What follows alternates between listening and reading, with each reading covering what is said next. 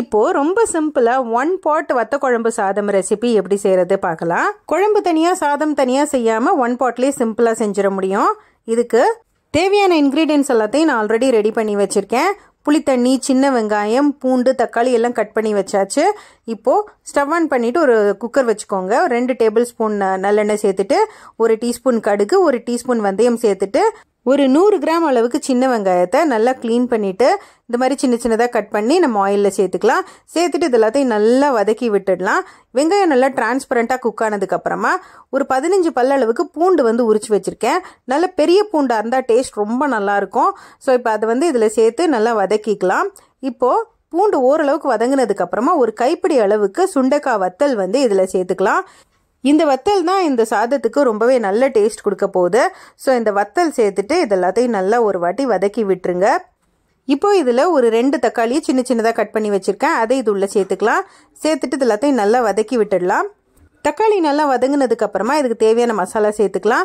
1 table spoon அளவுக்கு மிளகாய் பொடி, 1 டீஸ்பூன் அளவுக்கு மல்லிப்பொடி, 1 பிஞ்ச் அளவுக்கு மஞ்சள் பொடி சேர்த்துட்டு இது எல்லாத்தையும் நல்லா வதக்கிக்கோங்க.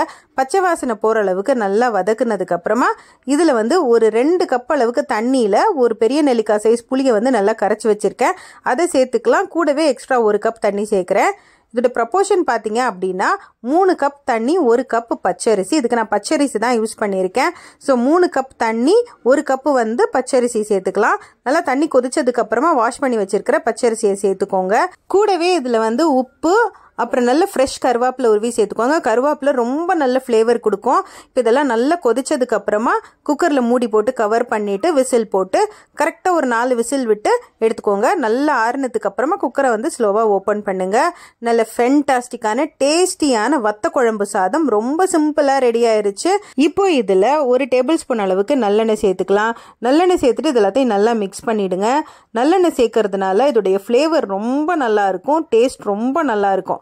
இப்போ ஃபென்டாஸ்டிக்கான நம்மளுடைய வத்த குழம்பு சாதம் ரெடி ஆயிருச்சு. இதோட பாயில்டு எக் அப்புறம் அப்பளம் சேர்த்து சாப்பிட்டா ரொம்பவே நல்லா இருக்கும். ஸ்கூலுக்கு கொடுத்து விடும்போது ஃப்ரூட்ஸ் வச்சு கொடுத்து விடலாம்.